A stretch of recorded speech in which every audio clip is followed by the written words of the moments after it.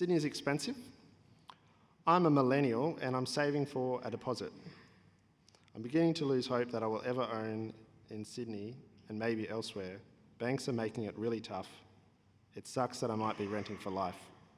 What can you do to help to make it easier for people of my generation to buy our first home?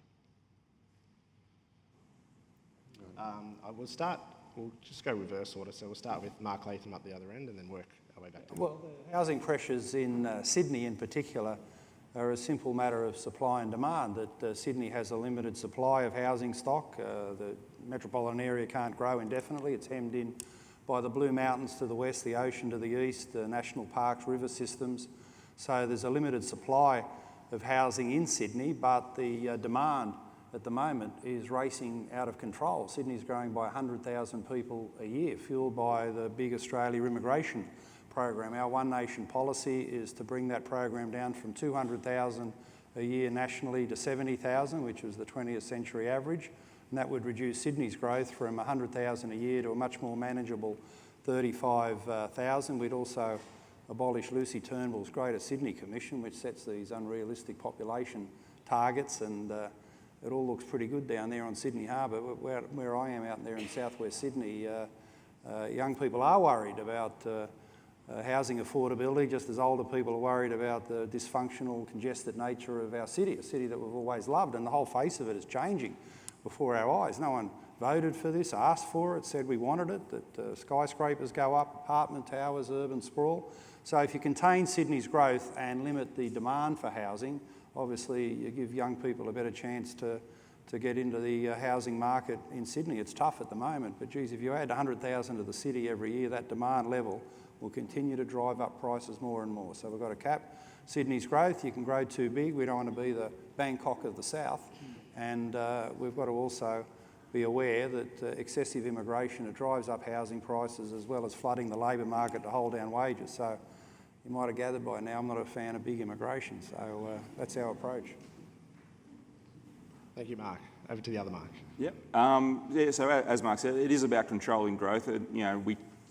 Sydney has been essentially an unplanned city for many, many years, and it's time to pull the reins back in terms of how this city expands. It's got to the point now that it's not just the city of Sydney that's struggling with home prices. You go down to Wollongong, where I'm from, and it used to be traditionally seen as an easier way to get into the home market because it was a little bit cheaper, but it was still close to Sydney. But now we're seeing those record prices reach our outer regional areas as well. So, we need to have that controlled growth. We need to be sensible about the housing that we're actually providing in these different areas. We also need to look at investigating how we can actually support the young millennials to achieve that dream that we all have had of owning our own home. We need to look at what financial incentives we can give them to reach that goal. Someone owning their own home is not only just a dream, but it's also an investment in this state's future. It puts money back into the economy. So we need to encourage that money going back into the economy in every way that we can.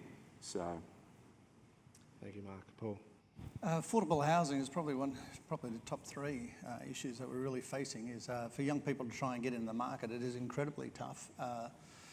Once you're going beyond 1/3 your wage to be able to either rent or pay your mortgage, you start to get in a place called rental or mortgage stress. And so relationships, are already, a fundamental relationship where you start off together. The last thing you need is some financial stress.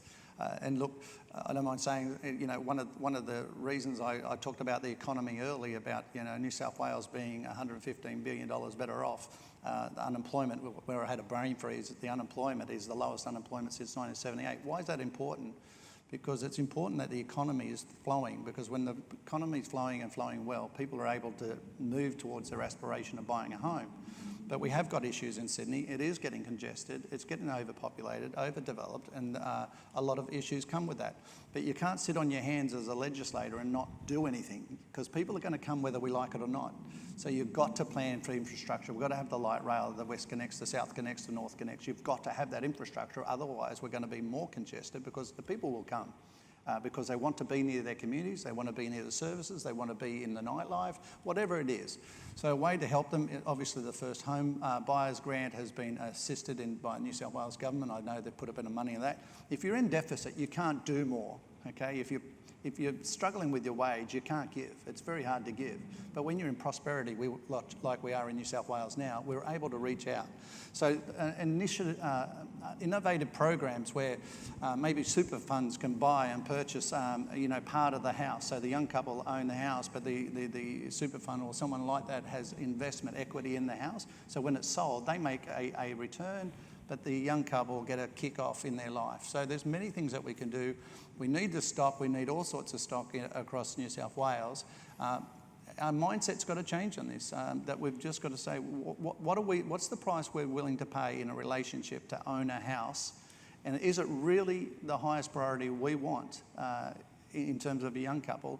Or if it is the city a real thing? Because it takes a lot of money. Key workers can't afford to get in the city to work. It's so expensive. Tolls, Opal expenses, by the time they get in, half their wage is gone before they get back home. Those types of challenges are real.